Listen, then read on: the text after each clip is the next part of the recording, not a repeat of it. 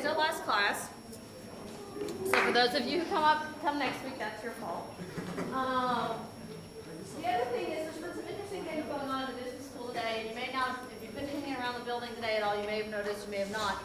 The first thing is we had an induction ceremony into our entrepreneurship circle today. And these are two alumni, one who's an undergraduate who earned his undergraduate degree, another person who earned his MBA here, who were inducted into this very honored society. As a matter of fact, our event planner for the building said, she goes, I kind of felt like I was in the opera show because they were doing stuff, or Oprah show, so because they were getting so emotional about the experience. These are huge honors bestowed upon alumni to the College of Business.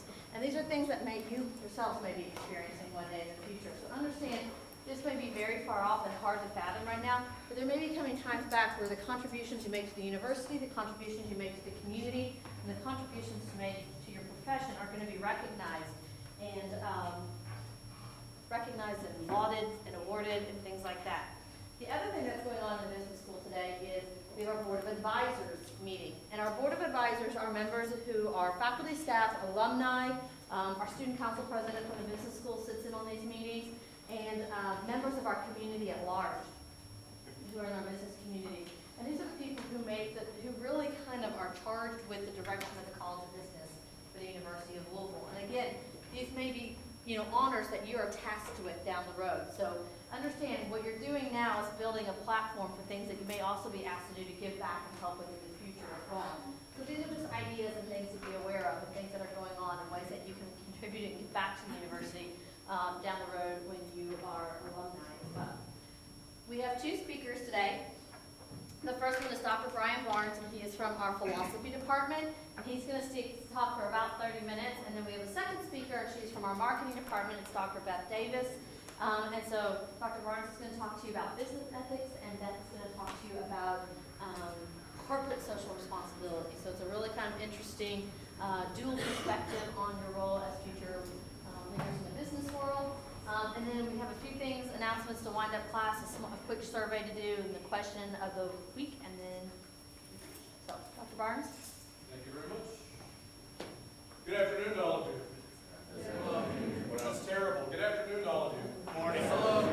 Yeah, very good. That's better anyway. So my name's Brian Barnes, and I'm in the philosophy department. I get about 150 students or so every year from the business school coming through my business ethics class. You might ask yourselves why it is important for the business school to have business ethics taught by someone in philosophy. Now, you might not know very much about philosophy, okay? But let me go ahead and align a couple of ideas. One is that philosophy is not interested in business. I mean, that's the first thing. Philosophy doesn't care about business. Philosophy is not interested in the same sorts of things that happen here at the business school. And so there's automatically a perspective on business which is sort of an outsider's perspective, right? I've engaged in a fair amount of entrepreneurship. I've worked for the government. I've worked for private corporations. Certainly I've worked for things like universities. I've worked for nonprofits. I've been a leader. I've been a follower. I've been an investor. So I have some sense of what some of the business challenges are. But I don't even think that's very important. Not for the philosophy side. You guys are asked to interact with the philosophy side of business ethics because it's important that the methods of philosophy are part of what you learn here at the university. So, what does philosophy try to do? Well, the first thing philosophy is going to try to do is challenge authority. My recommendation for you is to question everything that you hear, particularly when there's somebody standing up here who's telling you how it is. You should become comfortable challenging authority. My authority, your other professor's authority, your boss's authority. And when I say challenge, I don't mean necessarily rudeness or disobedience, but what I'm talking about is your ability, the practice that you might develop over time of engaging intellectually with doubt. we see doubt as a negative thing. What I would suggest to you as you embark upon this career in the College of Business, I would suggest to you that you really need to embrace doubt and learn some methods for dealing with it. The first method, again, as I've already mentioned, is questioning authority. You should question authority every chance you get. In general, questions are good. Philosophy is interested in you challenging your assumptions. You come in with certain assumptions. All of us do, about business, about college, about your life down the road, about various important issues. And so, philosophy is interested in getting you to challenge the conventional wisdom, getting you to ask questions at every turn. And when we ask questions, what are we looking for in terms of answers? Well, in philosophy class, we're interested in evidence. What are the reasons why you think what you think? Can you justify whatever it is that you're saying? And so we're primarily concerned with thinking our way through problems in order that we can arrive at solutions that we can discuss. I know what my reasons are for feeling this way and that way. So that's kind of what philosophy does. That's kind of what philosophy brings to this conversation. You learn a lot in business school that's incredibly useful. In philosophy, we would like for you to challenge every inch of that. We'd like for you to ask questions at every point. And in particular, when we talk about business ethics, the questions are of a certain type. Those questions are concerned with right and wrong. Yes, this makes profit. Should we do it? Are there reasons perhaps not to do it, even though it makes profit? What about harms that might occur to the environment, to people, harms to any groups of any kind? So, in my class, in my business ethics class, I suggest a question. And I'd like for you to think about this question. I'd like for you to actually do more than think about it right now. I'd like for you to discuss it with some people around you. Okay, and we'll do it for a couple of minutes, and then we can maybe talk about it. The question is, when is it acceptable to profit from harm to others? I think it's a good question for business ethics. When is it acceptable to profit from harm to others? I think it's a really good question because harms occur all the time. If you drink a soda, nutritionists would say there's a harm that occurs there. Is it a huge harm from one soda? Maybe not. But drinking the soda provides a negative health impact, right? As opposed to a positive health impact because of the things that are in it. And so if we believe nutritionists, and in philosophy we would bring in all disciplines. We would want to bring every discipline in the university to the table in order to talk about the problem. If they have something important to add to the conversation, we would want to have them there. We want to open our minds to all points of view in philosophy. And so we might find that we could justifiably label the drinking of a soda as a harm, maybe very low impact harm, but a harm nonetheless. How many of those do you have to add up before you get something that's worth talking about? What about laying people off from jobs? Maybe it's a good thing for the company. Maybe it's a good thing for the economy as a whole. Maybe that person even gets a better job down the line. Maybe they hated this job. They're really happy to get out of it. Maybe so. But there are inconveniences and difficulties and problems that are associated with being laid off. And you could call those harm. If it's justifiable harm, what are your reasons for justifying it? Pollution, child labor, profiting from wars. How about research? Maybe research on animals, for example, or even research on vulnerable human populations. Harms occur. Are they good? Is the action still good even though it creates a harm? This is what I'd love for you to discuss with people around you. If you haven't done a lot of this, it's a good thing to do. You don't have to have the right answers, but you should try to come up with some evidence-based answer. And your answer might be, I don't think it's ever acceptable. Great. Let's not have that as an emotional response. What are your reasons for that?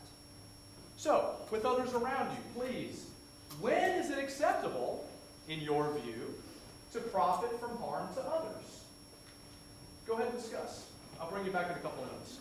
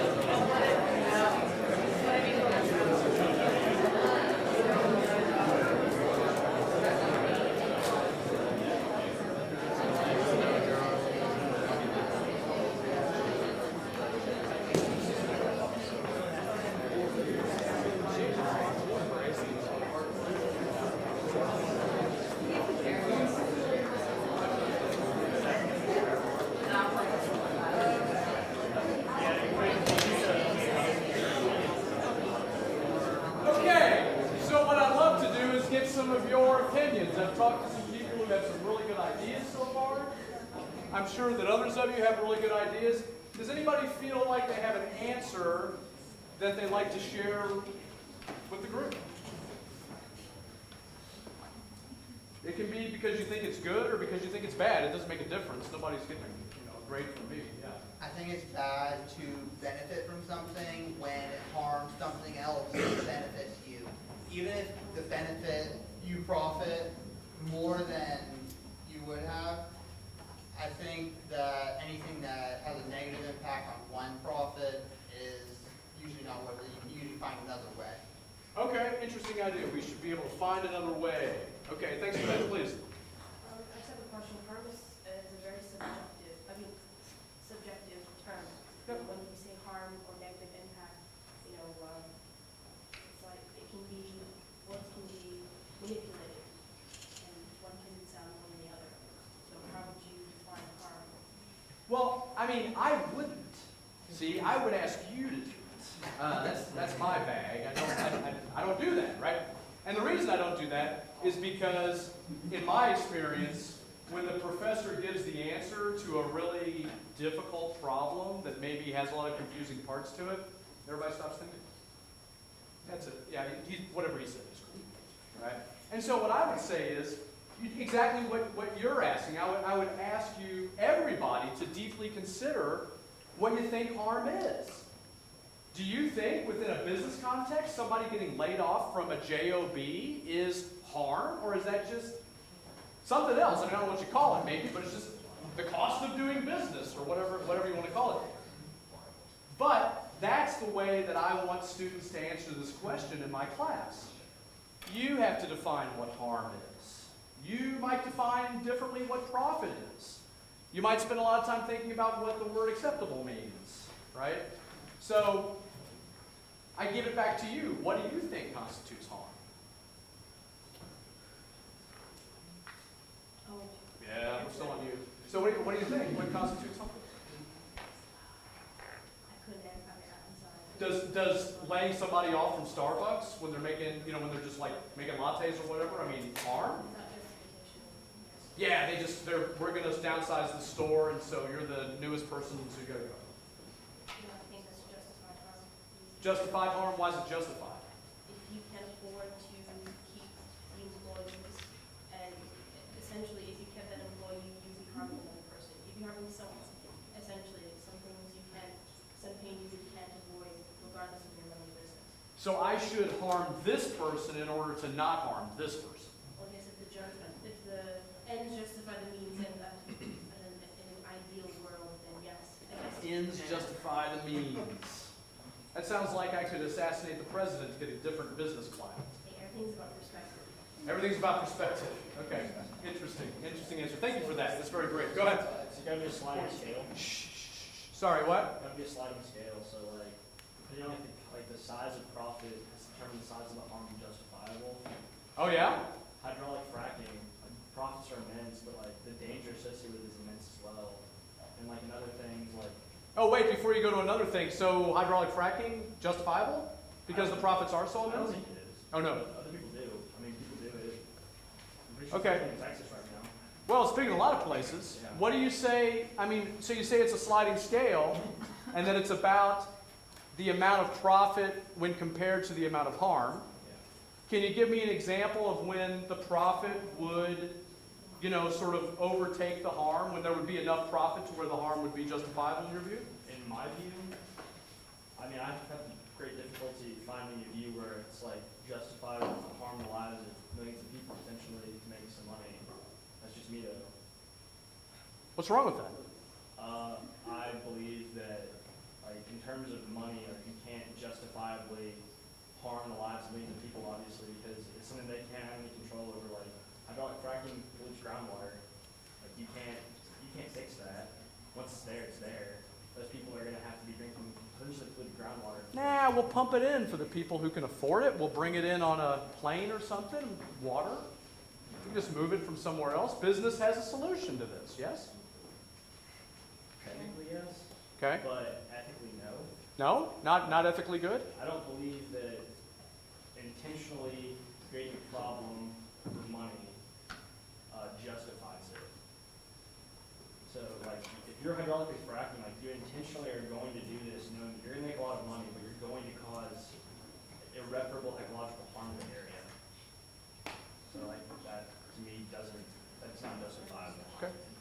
Thank you for sharing that. It's a really good example.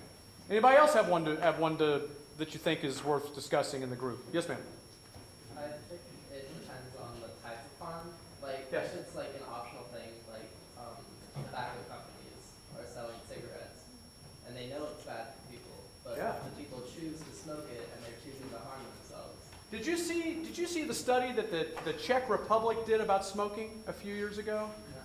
They said that, well, the analysis that they put together was that actually, since promoting smoking in their population reduced the length of people's lives, it actually produced more overall good for the society because people died sooner, and then there were more resources left for those who remained. I mean, how is it? Yeah. I mean, I guess Yeah? that could be a good part of the harm. Yeah? Okay. I mean, it just really depends. Like, that is like an optional harm. Like, they're profiting off of people who are deciding to harm themselves versus profiting over people who aren't deciding to harm themselves. Well, let me ask you. So you bring up a really great point about choice. Should it be the case that business should be allowed in society to produce products that allow people to harm themselves when used exactly as intended? I mean, maybe a chainsaw, if I accidentally cut my leg off, that's not really relevant to this question. But I think something like cigarettes would be very relevant to this question. So do you think that's acceptable? I think so, with like proper warnings, like as long as it's labeled. Like, Okay. this will kill you. So I should be able, and we can still call it a good thing to do. I should be able to ingest whatever consumer products, even if they cause my life to be shorter or my health to decline. It's your life. Yeah. So I should be able to just wreck it. Yeah. Go for it. Okay, this is really interesting. Really interesting. So what you're bringing up here is one of the big questions traditionally in ethics. We have two classical ethical questions that everybody's been dealing with for a couple thousand years. One of them is, since I always find myself in this group, how should I behave with others? And then the other issue is, how should I treat myself? Right? And so you're saying I can treat myself any old way, even if it's bad for me. My own choice allows me to harm myself if that's what I want to do. Yeah, as long as you're making that choice yourself, and someone's not making the choice. Okay, thanks. Great answer. Others? Did somebody have a hand here?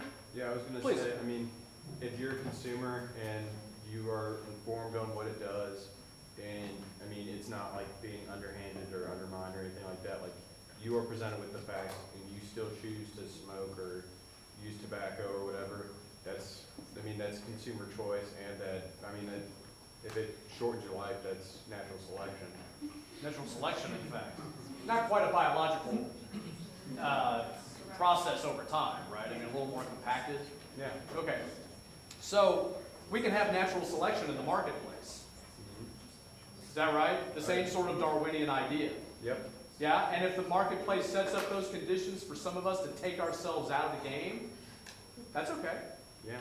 Why? Why is that okay? Why should I be playing on a dangerous playing field when we can take all the dangers off the playing field? Because, I mean, that if you're going to have people fail and that it's just other people supporting them failing, keeping them above water, then what's the point of them keeping them above water? Why not just take them out and then have... Would you entertain the idea that maybe people are valuable even if they don't really contribute a lot? Oh, yeah. Don't get me wrong. I feel that people are valuable. I just feel like... Then why can't we just take them out? take them out of the business world as in... Oh, I was talking about taking them out of the society, right, because they die. Oh, Right, I mean, if they smoke cigarettes, lifespans are shortened, and so we say, well, I mean, that's a personal choice. back to personal choice. So if the playing field is littered with landmines, and I know there are landmines out there, but of course they're not marked, right? That's still okay. So I don't know that I'm going to get cancer from smoking cigarettes, but I might. So I should just take that risk, and that should be an available risk for me in the market. Yeah. Okay. Others? Thank you. Others? Any ideas on this? So a couple of things to think about when we're dealing with business ethics. Okay. One idea. Well, this is what will we say? It's a view that's based on principles. So we have when we're dealing with business ethics, we have values, okay?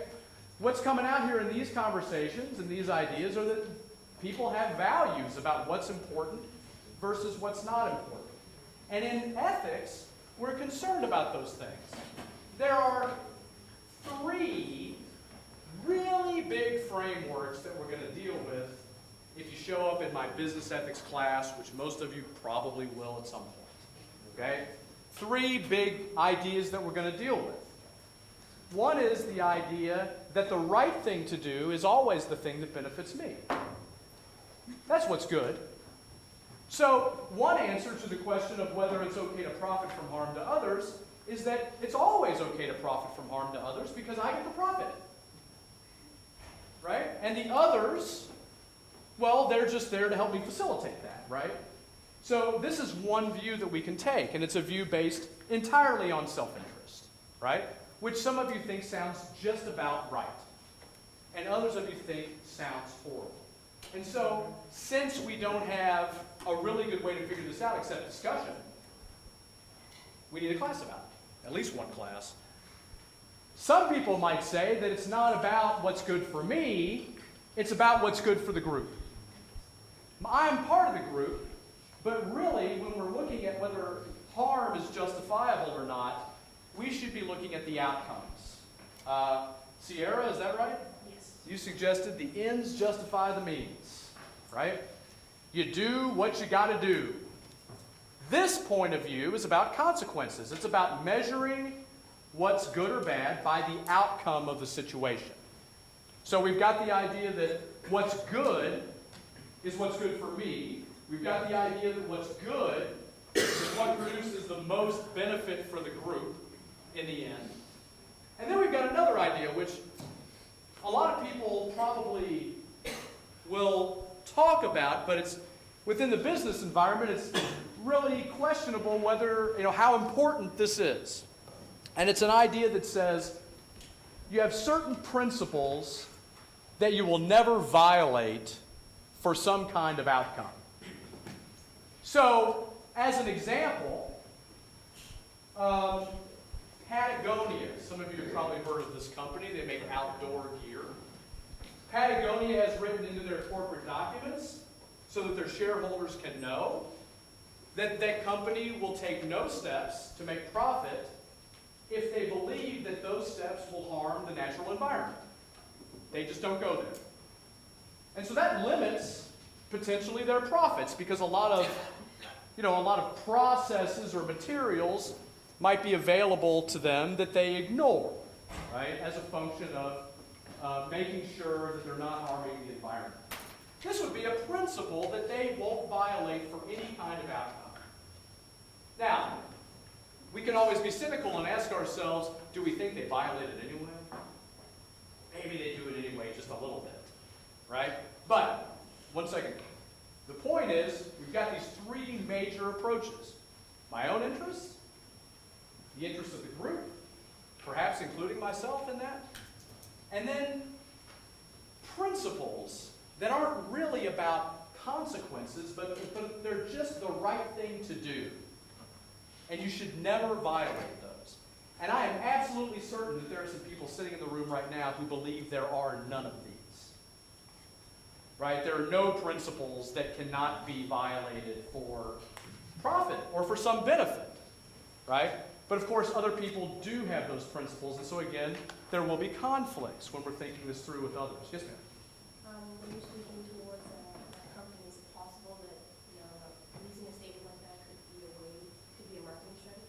Sure could. Yep, sure could. If you want to take the cynical approach, the greenwash is everywhere, right? That's what we tend to refer to it as. And so there may indeed be greenwashing on the part of Patagonia. The way that we would determine that is to go look into their practices in detail, right? We would need evidence. We can certainly suggest the cynical side, but I think we owe it to ourselves to look out there and see if there are companies actually doing this. Companies these days will put their ideas about ethics out there. Large companies in particular, a lot of companies have niches that they fill that are, intended to provide some ethical structure of whatever type. So maybe a company is only interested in the environment, maybe they're only interested in helping people, whatever it might be. And so I encourage you to look for that. And when you see actions in the newspaper or from your favorite brands, or maybe just in your own consumer or entrepreneurial experience, when you see instances where it looks like values conflict, maybe you could start thinking about those and have a conversation about those, and then in the future, the ethics will be a little bit clearer. So, that's what I've got today. I hope this has been thought-provoking for you, and I hope to see you in class.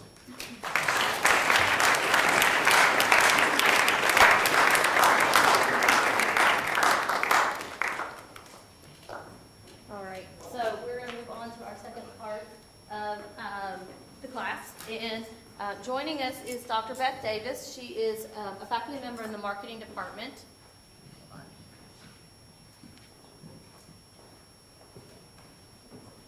And she teaches supply chain management and teaches a class in that about every other year, every spring or every other spring? Spring. Yeah. The other nice thing, for those of you who have approached me about doing the 2-week programs over the course of the summer, Beth is also one of the faculty members who goes on those programs. She and I will be co-leading the program to Eastern Europe in May. So for those of you who've asked about that, this is one of the faculty members participating. Thank you. All right, so I'm going to make a plug for the international programs. Do it. Go travel. Go abroad. Come with me and Elizabeth to Croatia and Budapest. Go with Dr. Juan to China. It's a 2-week trip. It's a fantastic experience. Or don't go with us and go spend a semester abroad. Go spend a summer abroad. We have lots of programs. Elizabeth is an expert in helping you go to a place that is going to be good for you, and it's going to open your world up to new things in an amazing way, and it is very good on a resume. So I would encourage you to do that, okay? Now, while ethics is an important thing to discuss, and I think it lays the foundation for how we see the world and the prism in which we see the world and understanding what we value. I'm going to talk to you about it in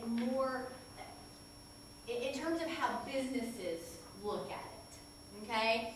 And what we're seeing now in business is companies talking about this concept called corporate social responsibility. Anybody heard of that? Ring a bell? No? Okay.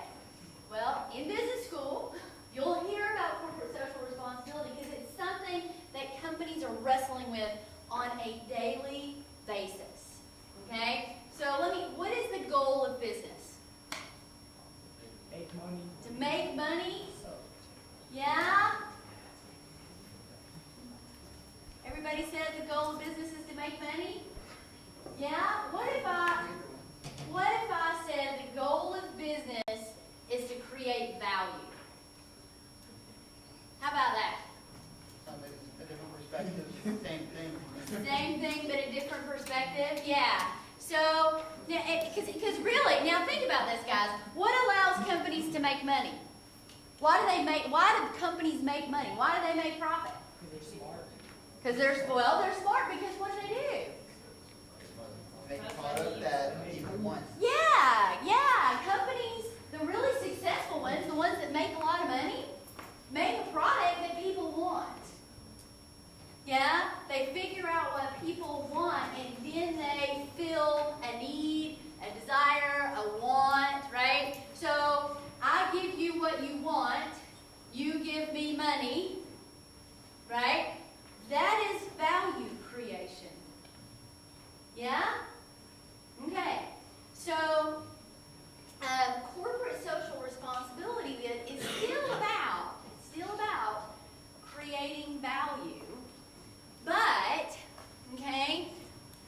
it's looking at, and here's where, I'll tell you where businesses have found themselves getting into trouble.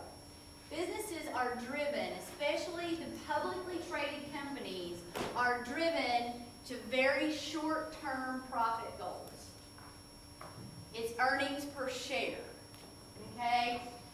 It's stock price. So, and it happens in this 3-month window. It's all about the quarter. So it incentivizes companies to think very short-term, okay? And that can be damaging to companies because what makes sense, here's a universal truth, guys, and this applies to life in general. What makes sense in the short term can often have different long-term consequences. Yeah? It's just the way the world works. It's the way the business world works too. So, when companies talk about corporate social responsibility, they're saying, how do we create value, be profitable, but also participate in things that benefit society, because that creates value as well. Yeah? Y'all with me? Okay.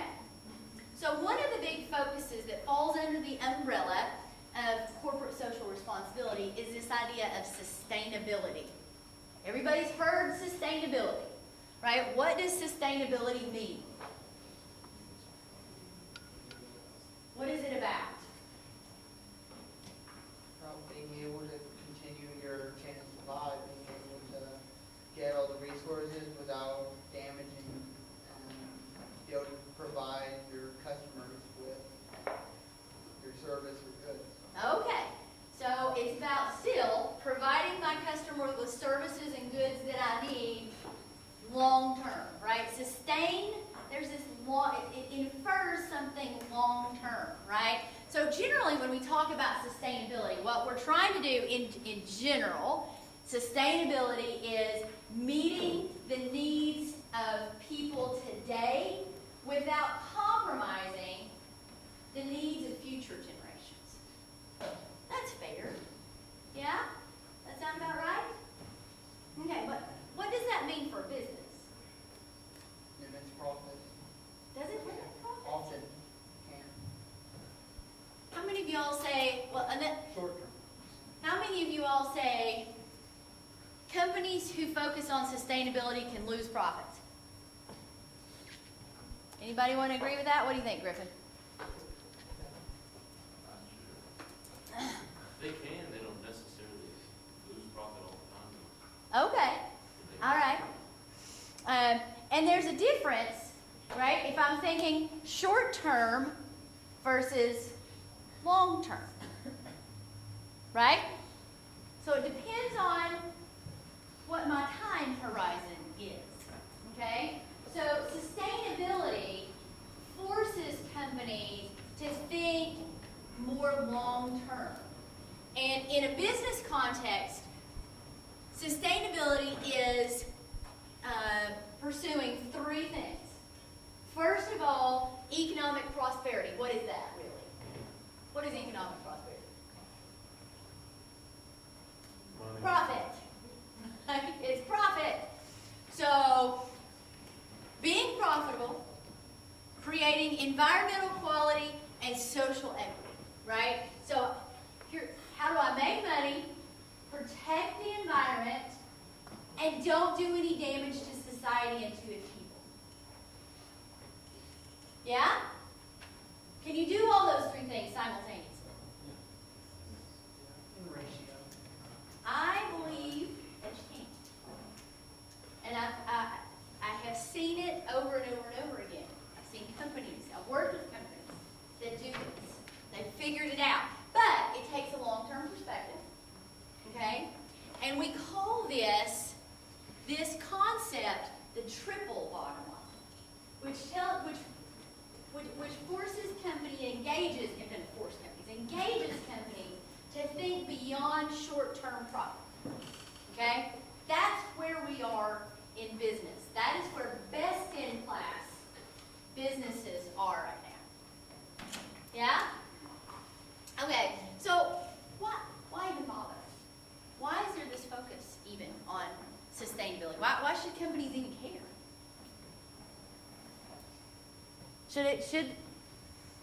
Should they not be worrying about it?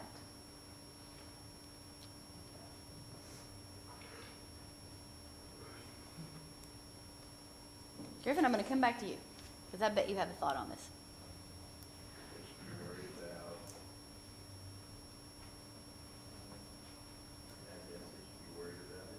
Yeah? Why? Why the focus now? Because there's a big focus, y'all. There's a big focus on sustainability in business.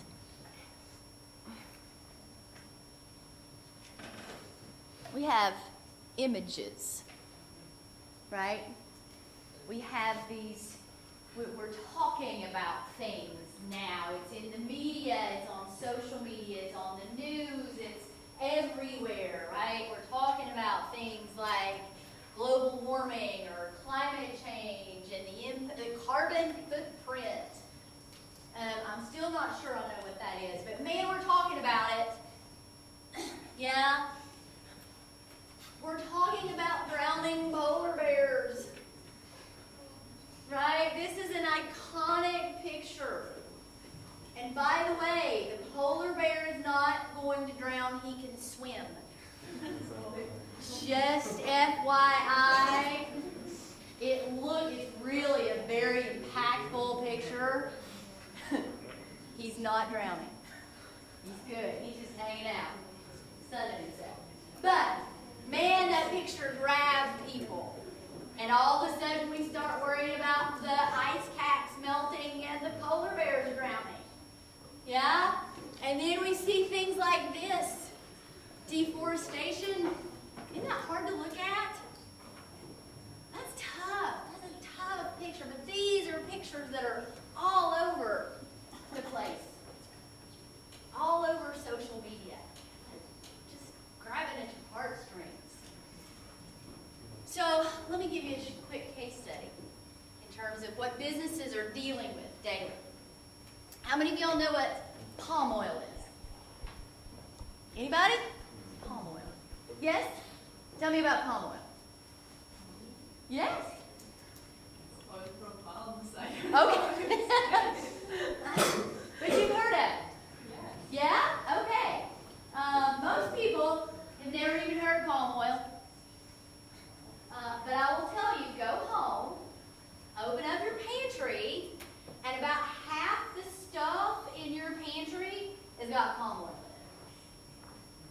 in it. It's in food, it's anything that has a crunch, right? Anything that has a crisp has got palm oil in it. It's in food, it's in industrial products, it's in cosmetics, it's in cleaning supplies. It's everywhere, and it's because, especially in food, we had this stuff that we were putting in food called hydrogenated oils. Doesn't that sound gross? Hydrogenated. It's synthetic stuff, oil. So then, all of a sudden, consumers, you and I, and your parents, got really concerned about health. And said, wait a minute, we've got all of this artificial stuff going into our food and we don't like it. It's unhealthy. So palm oil became a wonderful alternative to those man-made synthetics that we found in food, which is great because it's great for you and me, right? And then because of that, we saw this massive increase in demand for palm oil. Well, here, that massive demand that you and I, because it's good for us, because we like natural stuff. It created the need for more palm plantations.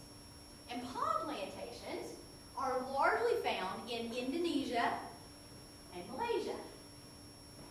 And in order to, and here's the plantation, here's what these little suckers look like. Okay? And a whole bunch of this is in stuff that you eat. So in order to keep up with demand, they had to start creating more palm plantations. Makes sense, right?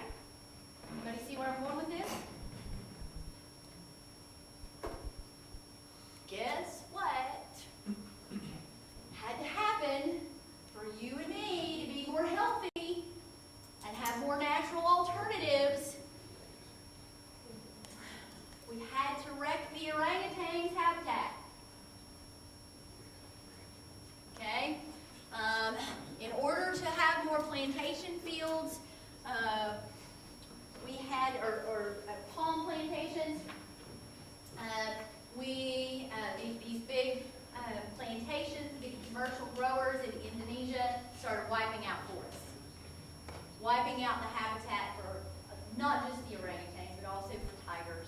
It was also devastating impact on the locals, on the people, the indigenous people there. So you and I can be more helpful. Okay? So, just so, and this caused an uproar. Anybody know what an NGO is? Non-governmental organization. Yes. These are generally non-profits, cause-driven, okay? And a lot of times they're kind of watchdog organizations over businesses, okay? They kind of help businesses stay in line. And some NGOs got pretty upset that this deforestation was taking place.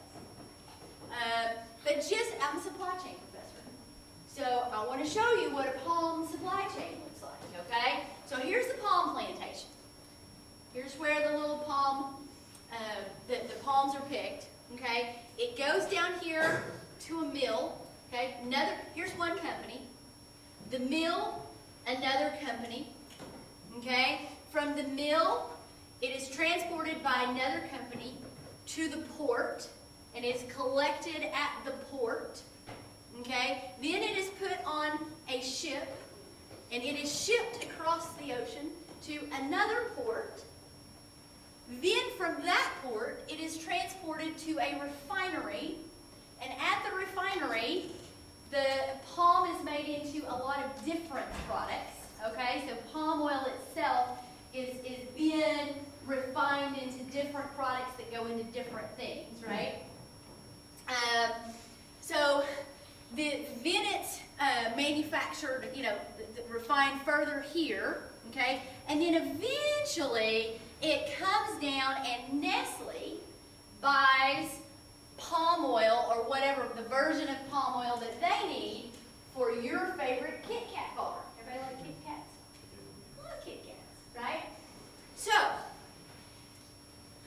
the NGOs got very upset about what was happening here. Who do you think the NGOs went after? Who do you think they came after for what was going on here? Who got hit? Nestle?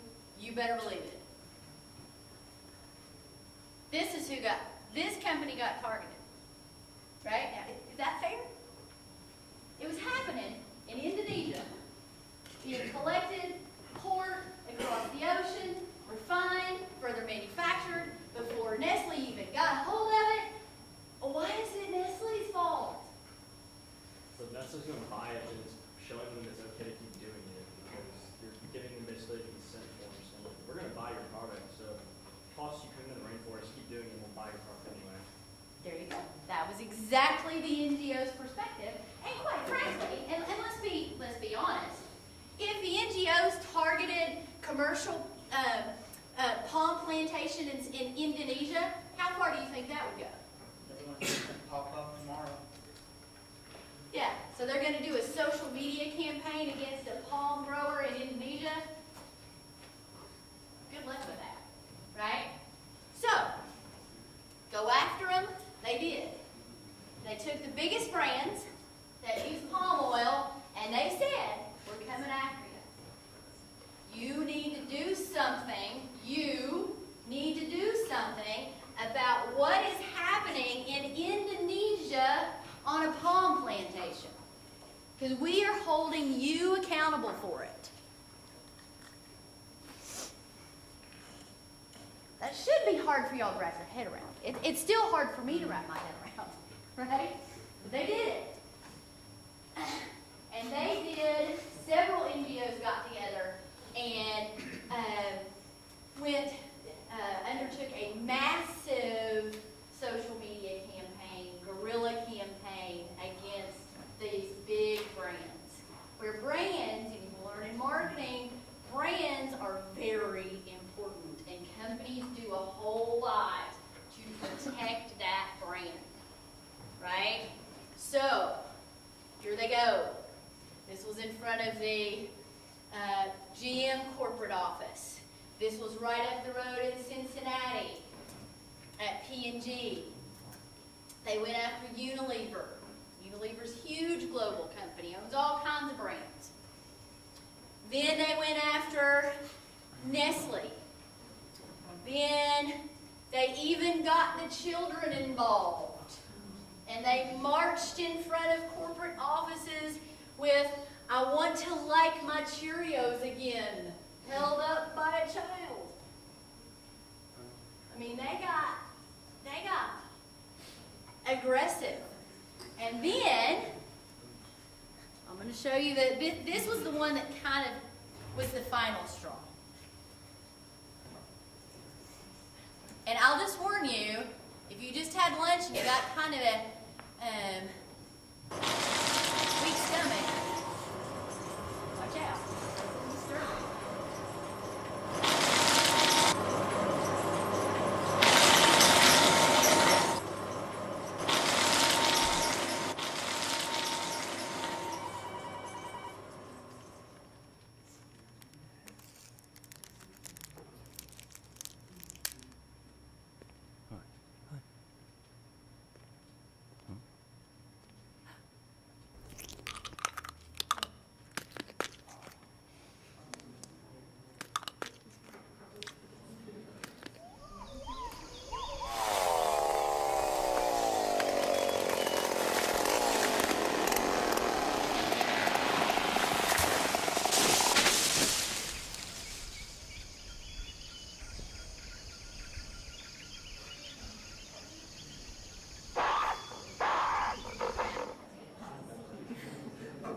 That was by Greenpeace. So surprised. What do you think? Was it fair? Was that fair? No? You can argue whether it's fair or not. And you know, when you're talking about ethics, you can even In order to meet the question whether what these NGOs did was ethical with that commercial. I would maybe ask yourself that. But regardless, they did. So what do you think the response was?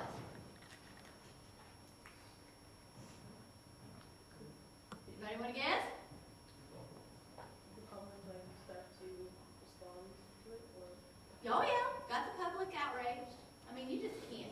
You show pictures of little baby orangutans, you're gonna get a response. Yeah? Well, they reacted. Companies said, okay, we get it. We got it.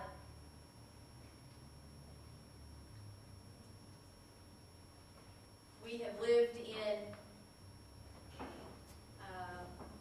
part of it was ignorance because it was so far back in the supply chain. Some companies just didn't understand the impact. Other companies just said, we don't know how to deal with it. But when you start going after the brand, companies get really innovative and they get collaborative. When you start going after all of them. So what they found was there is a way, because here's what they couldn't do. They couldn't go back and start using hydrogenated oils again, because you and I might like baby orangutans, but we still want natural stuff in our food. So the companies went back and said, okay, together they formed their own NGO, and it was called the Round Table for Sustainable Palm Oil. And when they put their collective heads together, what they realized was that there is a way to grow palm and produce palm oil sustainably that doesn't harm the environment. And when they realized that, and they realized that the plantation producers in Indonesia were just taking unnecessary shortcuts, they said, okay, we've had enough. And if you don't clean up your act, collectively,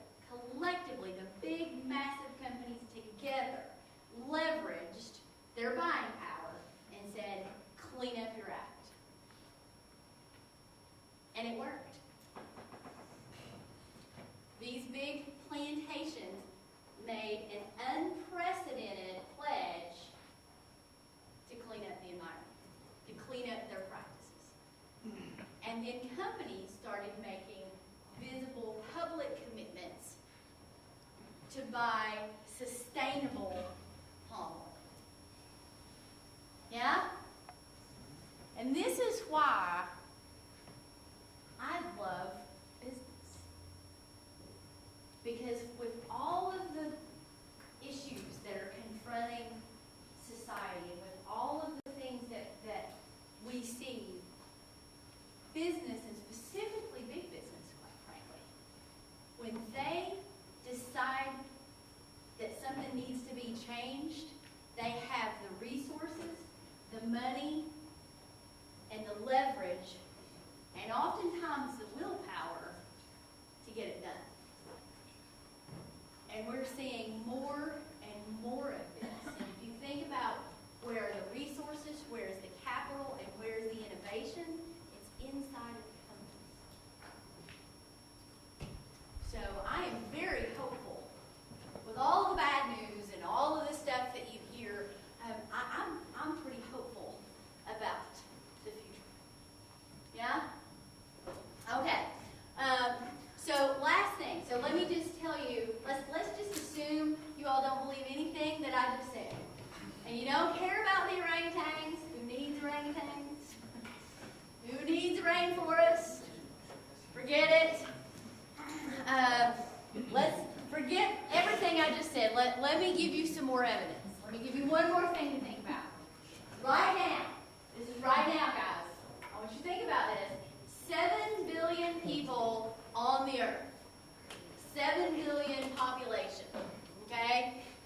2 billion are in what we call the global middle class. Now, the global middle class is very different than what we would define middle class. Okay? But 2 billion in the global middle class. Half of the world lives in big cities. And right now, currently, there are 34 what we call mega cities. These are cities with at least 10 million people. Anybody want to guess what the biggest mega city is? Tokyo. New York's on the list. Tokyo. Tokyo, yes. Yes. Good job. You all are smarter than my MBA students. It takes MBA students much longer to get to Tokyo. Good job. Tokyo is the biggest, 34 million people. Okay, so that's today. That's today. Now, let's fast forward, not very far from now. Let's fast forward 2030. This is just a prediction. Okay, so people can argue whether this is right or not, but it's a pretty significant prediction. By 2030, very shortly, there will be 3 billion more people joining the global middle class. We're at 2 billion now. In 15 years, they expect and let's say they're off by a billion, right? So China's kind of in trouble right now. They're off by a billion. In 15 years, the global middle class will double what it is right now. That should make your head spin. Right? And we will go from 34 to 41 mega cities. So why should business care about this? What does this mean for business?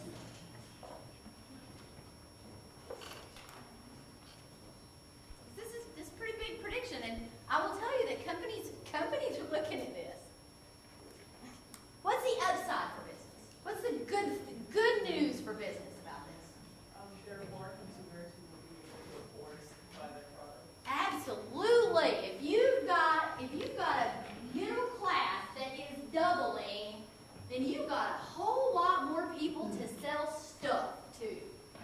And I will tell you that as people rise into that middle class globally, they like stuff. It's just the way it works, right?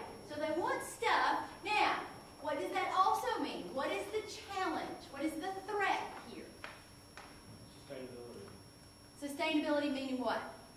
There's not going to be an easy way to provide the resources you need for now to make sure that this works for the future later. There you go. Resources are finite, right? So this becomes a resource management issue for companies, right? This means that if we want to create value for 2 billion more people or more, then we had better carefully manage our resources in order that we're able to do that. So resource management and this focus on sustainability from a business perspective all of a sudden makes a lot more sense, guys. Yeah? Okay.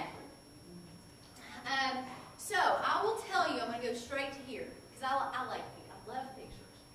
All right, if you can show me a picture of it, I understand a lot better. So what we say, in order for companies to really think in the future, long term, and be viable economically and create value in the future, sustainable businesses create economic value. They are profitable.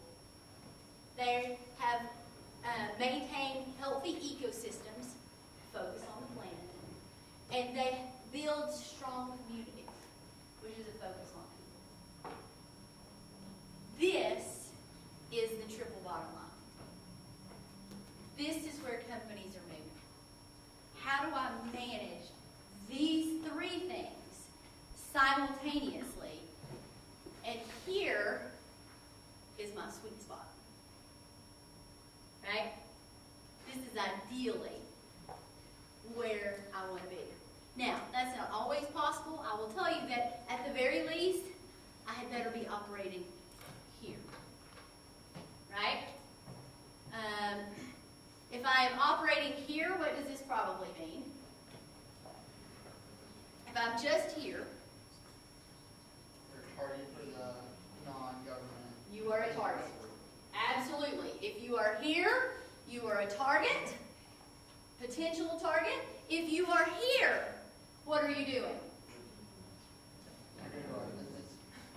This, well, maybe not necessarily that. This is not sustainability. This is called charity. Okay? Now, business charity is good, right? And there is a tremendous amount of business charity, and it keeps getting better. Huge increases, 2014 numbers, almost $18 billion given by corporations, those big, evil, greedy corporations. $18 billion, and that doesn't even count corporate foundations, okay? So, charity's good, but this, when you're talking about how companies strategically plan for growth and for opportunity in the future, and to sustain themselves in the future, sustainability is here. Yeah? Everybody with me? And it's possible. It's possible. The best-in-class companies are doing it. I'm going to end with one last thing. In 2011, oh no, wait, I want to go back, not 2011. I want to go to 1997. 1997, Nike's annual, now guys, this is in the annual report to shareholders. We are not here to eliminate poverty and famine or lead the war against violence and crime. Our critics say that the world is going to hell in a Nike sports bag, but then again, for the most part, our critics aren't athletes. The annual report, 1997, Nike. Nike has had some problems since 1997. They got themselves into some trouble because they had this attitude. Now, fast forward, 2011. That is not that far forward, guys. 2011, annual report. I believe that any company doing business today has two simple options. Embrace sustainability as a core part of your growth strategy, or eventually stop growing. This is what companies have figured out. To grow, to think long-term, to seize opportunities for growth, for value creation in the future, in the long term, got to think about that triple bottom line. Because managing natural resources is key for the future, and building sustainable communities and a focus on society to lift society to a place that they can afford your products is what enables you to grow. And that's where we are. So I'm going to end it and tell you that right now, where we are in business, best-in-class companies understand this. Sustainability is no longer, and will continue, this is not a fad, this is the future. It is no longer a nice to do, it's a must do. So I hope I will see you all in my class.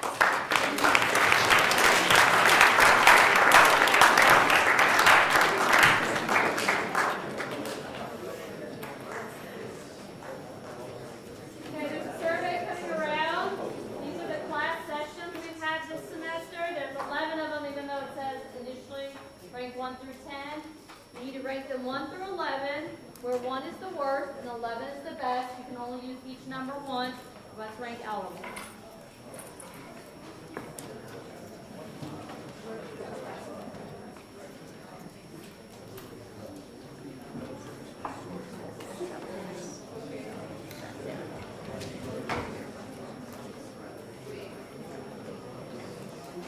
Okay, so remember, for most of you, your registration dates are coming up on Thursday and Friday this week. So make sure you are aware when your registration window is, because if you miss it, there's nothing we can do to help you with that. For those of you who came in with lots and lots and lots and lots of credit, you may be registering as a sophomore level. So your registration date will be earlier. So you need to know that before you come in. And it does not count the semester hours you're taking right now. It's what you came into the university with. So if you came in with 5 or 6, you still register with the first year students. For those of you who came in with like 40 or 50, you register at the sophomore level, most likely. Thank you for those of you who made your registration appointments. Most of you have done that, so you will not have any issues with registering for your advising appointments. Guys, I'm still talking. If you go to register and you cannot, you may have a hold on your account. If you haven't had an advising appointment, you will have a hold on your account. If you have any unpaid balances and things like that, you will have a hold on your account. If you have unpaid parking tickets, things like that, they won't let you register, or they will hold your financial aid in the next semester. So be aware of that. And thank you for those of you who are making appointments with me. I've seen quite a few of you already, and I've enjoyed those conversations, so I hope I can meet with more of you. How many of you all don't know the math, and figured out the math problem, or want to know the answer to the math problem from last week? The answer is 4,100. Who can tell me why? The one where you add the numbers together last week? 40 plus 30 plus 20 plus 20 is 100, not 100. No, it's not 20 plus 20. The pattern is 40, 30, 20, 10. It was the ellipses, and so you have to know that. At the end of the 20, there was an ellipses, and if you don't want to know what an ellipses is, it's those 3 dots. And that mathematically tells you to continue with the pattern, and the pattern was to add another 10. So that's why it was 4,100. You have to know mathematical computation. That's why, hold on, that's why he was saying that is an example of second tier thinking, because you understand that you've got to think beyond just what you're seeing in front of you. You have to take the full context in, and that was the indication, was those ellipses. Okay. Your question of the week is, what do you think, for you, what is the difference between corporate social responsibility and business ethics? Just a phrase, a line, that's all you need. Everybody's like, okay, now I've got to think about this.